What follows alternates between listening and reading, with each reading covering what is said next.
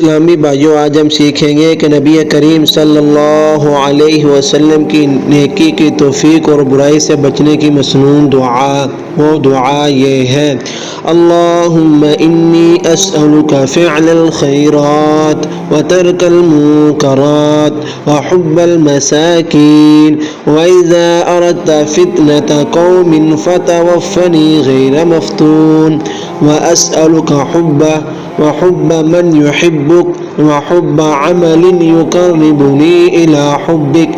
اس دعا کا ترجمہ: یا اللہ، میں تجھ سے نیک عمل کرنے کی توفیق مانگتا ہوں اور برے کاموں کو چھوڑنے کی توفیق مانگتا ہوں اور مساکین سے محبت مانگتا ہوں۔ اگر تو کسی قوم کو فتنے میں ڈالنے کا ارادہ کرے تو مجھے اس حال میں موت دینا میں فتنے میں نہ پڑوں، اور میں تجھ سے تیری محبت مانگتا ہوں اور ان لوگوں کی محبت مانگتا ہوں جو تجھ سے محبت کرتے ہیں، اور ایسے عمل کی محبت جو مجھے تیری محبت کے قریب کر دے۔ اللہ تعالیٰ مجھے اور آپ کو عمل کرنے کی توفیق عطا فرمائے۔